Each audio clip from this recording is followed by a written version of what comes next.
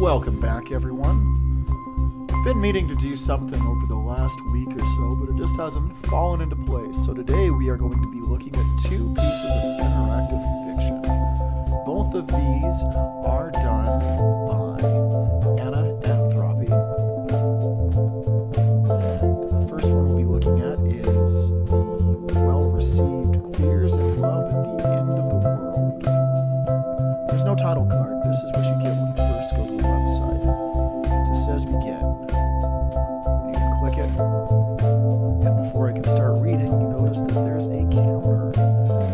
You have 10 seconds before the end of the world. And there it goes. Everything is wiped away. We get a little time stamp there, dating back to 2013.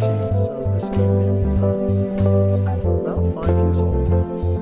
I know it's 2019, but it's like 7 days into it. And then as an afterword, we have this, when we have each other, we have everything, which is definitely a nice sentiment. One that I wish I could feel was true or accurate in a way. Unfortunately, that's just not how the real world works. Let's take a serious look at this game. So, in the end, like you always said, it's just the two of you together. You have 10 seconds and there's so much you want to do. Kiss her, hold her, take her hand, tell her. And notice that the time it took me to read that, time was up.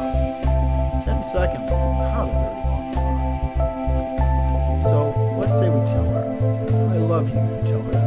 I love you too, she says, and then she gives you a smile, and the very last one, so it's the one that counts. And then kiss her, don't let go of me, I'm fucking you now, or I love you. Not a lot to do in 10 seconds. Well, let's go for the lewd option here. Her smile becomes a grin as she pushes you down, hands pinned under her arm, and under hers. Please, you beg. Please bite me. You want to be wearing her mark on your skin when the end comes, language is over, the only language remaining is...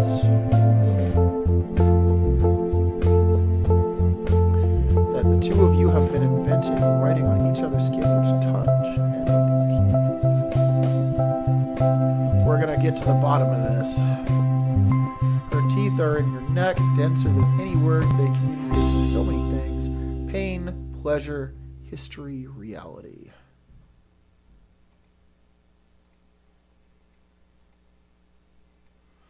This is your body being transformed by her intention.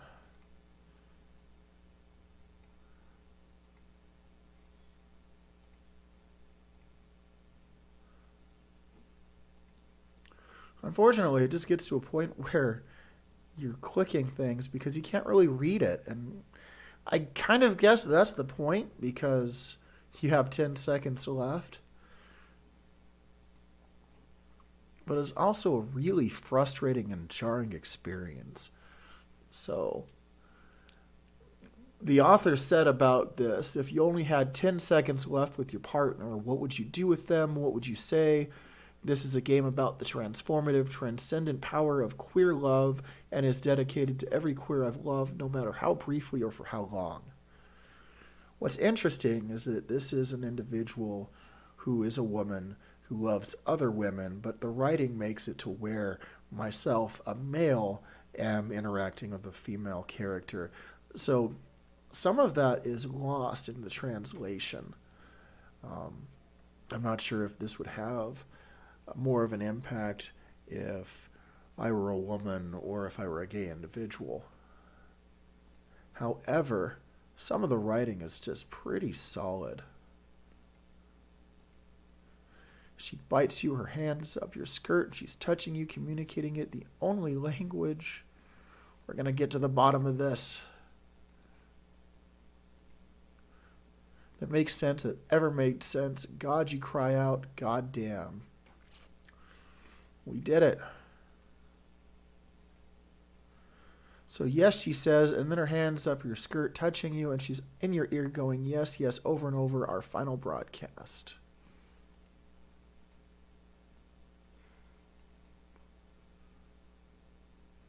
Our final transmission. It's not no, it's yes.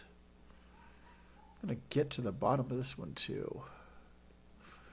I guess that's one thing I don't like about this as a game. As a piece of fiction, it's very well written. As a game, I'm basically restarting every 10 seconds in hopes of maybe catching a glimpse of more of what's going on. It's like coming home the way your mouth joins hers. You slide your arms around her hips.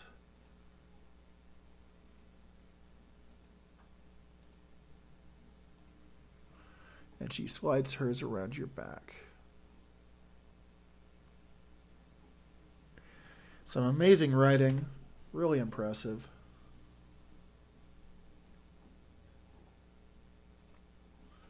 Go back to the author or perhaps artist's webpage here.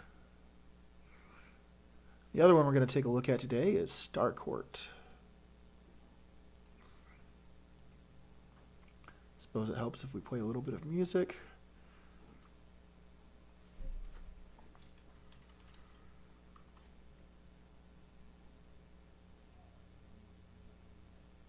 Give this one a shot. So, the laser gavel pounds, the row bailiff boots up, somewhere a gong sounds. Starcourt is now in session. Prisoner, booms the row bailiff, you stand accused of the following crime: distributing poison candy on Mars. That doesn't really sound like something I'd do. Okay. Presiding over your trial will be the Honorable Judge Cream Brulee. The judge smiles at you as they take their place upon the justice dice. They're the loan shark you've been giving the runaround for years. Someone powerful must have set this along. But you're not without resources. You yourself have 3 favors that you can call in. And submitting you here, says the judge. You've been accused of a very serious crime. You have a lawyer to represent you. If not, the court will supply you with a perfectly serviceable public defender. So, I can hire a good lawyer, accept the public defender, or act as my own counsel. But if I hire a good lawyer, it's going to take a favor. So let's just go right for the bad ending here. I'm going to act as my own counsel. You always thought of yourself as a maverick, says the judge. Very well, it's your funeral. The judge unfurls a piece of hollow papyrus. You have heard the crime of which you stand accused. How do you plead? So you've got guilty, not guilty, possession, or invoke the ancient right. You may, in accordance with ancient law, undergo a right of trial in place of trial in a court of law. The ancient right in this part of the galaxy is trial by ray gun roulette. Let's go for broke. You sit at a table with a normal, nondescript-looking ray gun. Across from you sits a robot duplicate of yourself. I represent the crime of which you are accused. Only one of the 6 laser bolts in the ray gun's barrel is charged, says the row bailiff, giving the chamber a spin. You will point the ray gun at your head and pull the trigger. If the ray gun discharges, you are guilty according to ancient law. Otherwise, it's your opponent's turn. Your duplicate waves weakly. If your opponent causes the ray gun to discharge, you are innocent. The trial goes on for, at most, 6 rounds. Gulping, you lift the ray gun and point it at your head. Click. Phew, that wasn't the loaded chamber. You hand the ray gun to your nervous-looking duplicate, slowly raises the gun to its forehead, takes a deep breath, and prepares to pull the trigger. Blammo! Pieces of your robot duplicate circuit brain fly across the courtroom. The image of yourself lying slumped on the table with a massive hole in your head arrests you for a second, but then you put it out of your mind. You're innocent. You may go free. So congratulations, you're a free being. You get a job as a deep space construction worker and settle down on a backwater mining colony with your pet. I'm not even going to try to pronounce that. I have 3 favors remaining. I can upgrade my job, upgrade my home, upgrade my pet, or live happily ever after. Upgrade my job. You get a job as a game show host and settle down on a backwater mining colony with your pet, Znigji. Okay. Nice walk around. You get a job as a game show host and settle down on your very own personal planetoid. Hey! You get a job as a space spice trader. You get to settle down with your very own personal planetoid with your pet. Well, you're all out of favors. I guess working as a space spice trader, living on your own very personal planetoid with a royal Snitchy isn't so bad. You live happily ever after. I can take a survey. You say that you received a fair and impartial trial. What would you improve and expedite the judicial process for you? Higher level vampire prosecutor, empowered judge to make rulings without jury deliberation.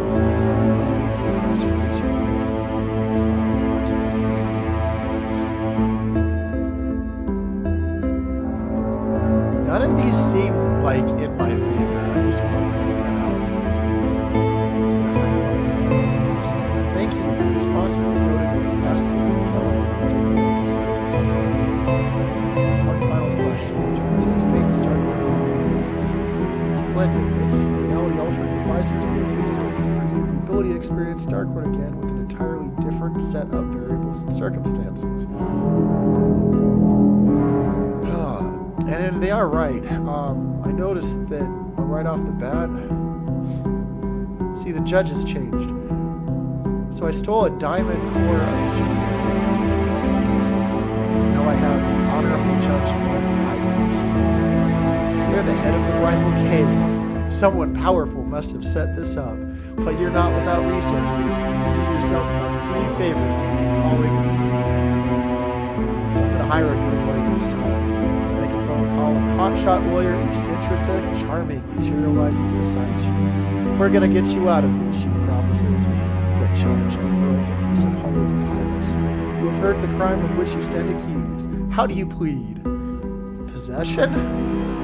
Possession's 9/10 of the law, after all. I was possessed at the time of the crime. A spirit can help me. This is a serious claim, says the judge. They bang their lesser gavel. Bring in the court high priestess. The priestess enters, festooned in white and blue. Round yellow crescent moons hang from her earrings, her belt. You think even the pupils of her eyes might be moon-shaped. I am summoned, she greets the judge. You are here. I am here to ascertain whether a criminal spirit is inhabiting this vessel, she interrupts, turning towards you. Her crescent moons all jangle as she turns. Her eyes wane to slivers. The high priestess inscribes a wide circle in chalk on the courtroom floor, positioning candles at points corresponding to stars in the Andromeda constellation.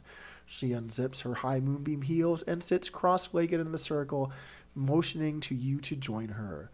She lights a bundle of sage, rings a small bell, and says, Spirit of crime living within this innocent, hear me. You are an intruder in this dwelling and unwelcome. You have no claim to this vessel. Come out. Come out. There is silence after the high priestess finishes speaking, then there's a strange rumbling. It's your stomach. You feel an urge to vomit. You throw back your head and disgorge a thick gray-blue mist into the air. It keeps pouring out of you, all of it coalescing to do a single cloud-like mass above your head. Then it opens its 1,000 eyes. Okay, now you have to fight it, says the high priestess, gathering her shoes and cautiously backing away. Fight the criminal spirit for control of your body. Beat it up. The 1,000-eyed thing screams. And Eccentrica whispers, Jinkies? Interesting. The crime ghost frags you with death beams from its 1,000 cruel eyes. You are a fool to think you could defeat me, mortal, it hisses loudly. Ow, you say. Crime is as old as civilization and almost as destructive. Your death frees me to find a new host. Ha ha ha ha ha ha. It cackles as it disappears into the vent and into presumably the nightmares of all present. You got smoked by a crime ghost. The end. And then we can take another survey. Would I say I received a fair and impartial trial? No. So I can unlock the ability to pay money for more experienced lawyers as opposed to using a favor. Or option to invoke an outdated right of endurance in place of a hearing. This is just the thing that keeps on giving. So if you're interested in this, it can be found at w.itch.io. Pretty awesome stuff all around. I definitely encourage you to take a look at it.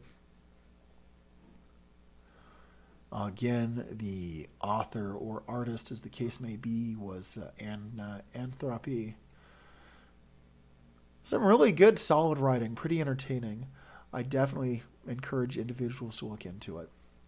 Thank you for taking the time to listen, and hopefully I put out another video again this month.